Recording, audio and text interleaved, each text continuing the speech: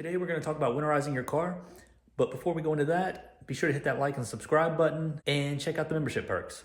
So like many exotic car owners, I usually put my car up for the winter, but I don't actually hibernate it. Some will actually hibernate it where they just don't touch the car for probably about 6 months or so. When you do that, you need to take some steps for winterizing your car, and we're going to talk about a few of those right now. First thing is, if you are going to park your car and actually hibernate it, if you don't move the car, you're going to get flat spots in the tires. You have a handful of options.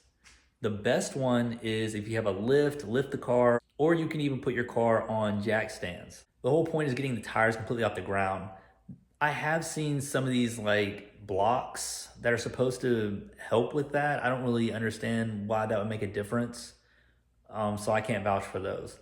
Another option that people often do is you can overinflate your tires. That way you put more of the load on a smaller patch of the tire to help avoid those massive flat spots that you'll get. For me, I don't truly hibernate my car. I try to get mine out every couple weeks, maybe 3 weeks max, even if it's just to let it warm up and roll down the road and back. And doing that will avoid flat spots. Now, you can't just pull it out of the garage and pull it back in because there's really no point, because you're going to be basically on the same section of tire that you're already on, so that's not really going to help you.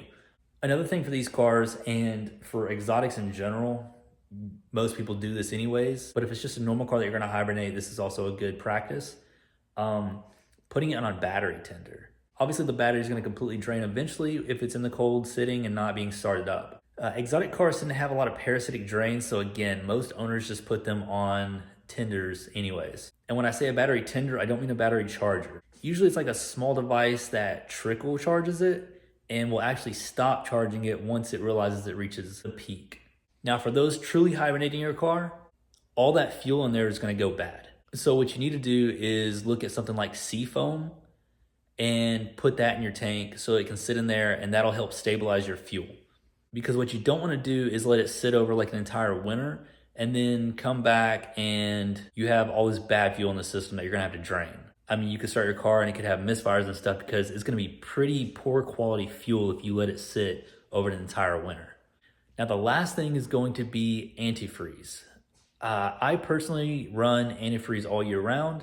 A lot of people do, but some people don't. Some people will actually swap to water in the summer and antifreeze in the winter. But again, you can just run it all year round for most applications and that should be fine. And again, that's what I do. But those are really the basics of winterizing your car. Good practices to do, whether you're truly hibernating or whether you're going to be letting it sit for long periods of the time, maybe not months, but weeks upon weeks. Keep all those things in mind. Avoid flat spots on your tires, keep your car on a trickle charger, stabilize your fuel, and make sure you're running antifreeze.